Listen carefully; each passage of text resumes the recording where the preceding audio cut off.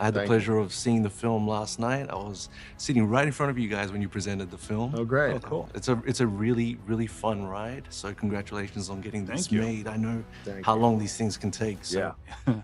well done A on just long that fact time. alone. Right? Yes, thank you. How does it feel to have it come out after what I assume is a long, long time? Longer for Lorenzo. He's thinking Yeah, about it for a well, while, you know, right? it's funny is when we were doing the second film, we were trying to figure out what was that story. We started thinking about the story because it had such a biblical, epic kind of storytelling available to it. Eventually, we found the right person to deliver that level of a story, and so this is our time. And you know, anytime you birth a film, there's both a relief and a total terror until the box office has spoken. So we're kind of in the relief terror mode right now. Yep. There's different continuities of how the two of them came together, how they broke up, but there's always been that idea that they were connected and they were friends or on the same page early on, and then obviously they become enemies. So when I read the script and I was like, oh, this is the story they're telling, like that got me really excited because that's kind of the most human story that you can tell with these characters. And so that and it also being on Cybertron and just about them, like that's what got me on board right away. The fact that it's animated opens the doors in so many ways. But what kind of boundary pushing elements can you think of with story that you can't really do when it comes to live action? With it being animated and being CG for the first time, you know, animation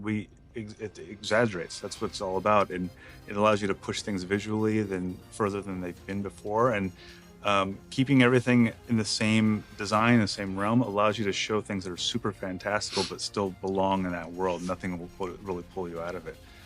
So I think, you know, animation is the correct way to tell this story.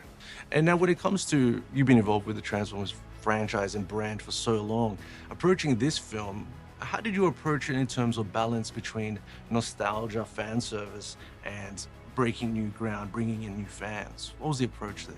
I think every film you're trying to, particularly when you get as many films as we've made, you have to evolve things forward, but you also have to present things that are new and fresh. And I think given the animation of this, we were allowed to do things we could never have done in live action.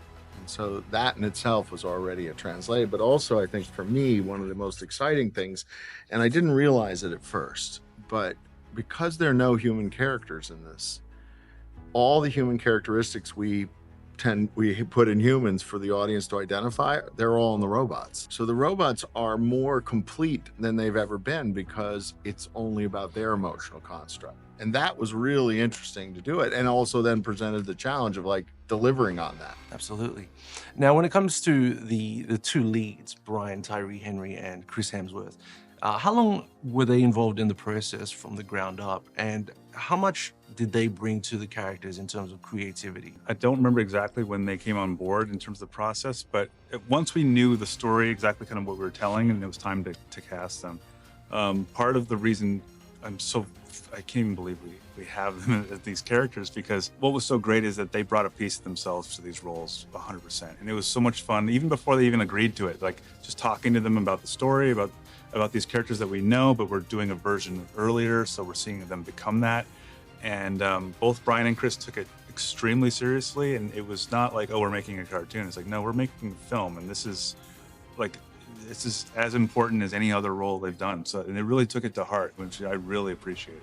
And when it comes to the actual technical aspects of making these kind of epic animated CG fests, what kind of challenge in particular was the world in this film? I noticed there was quite a focus on making it as real or almost like a character itself as possible. Yeah, you have to, because at the end of the day, Cybertron is what's at stake for these characters. They're going to be fighting a war over their home and whether it's going to survive or not. And so we purposefully wanted our characters to not have ever seen the surface of the planet so that they can experience it with the audience. The audience could see it through their eyes and be just as wowed by that. But it was really fun to make that a character itself and to see how we can ground it in a way that it felt similar to Earth. Be like, oh, that's a mountain, that's a valley, but still feel like it's from another planet. It's also, Or is another planet. it's such a colorful world.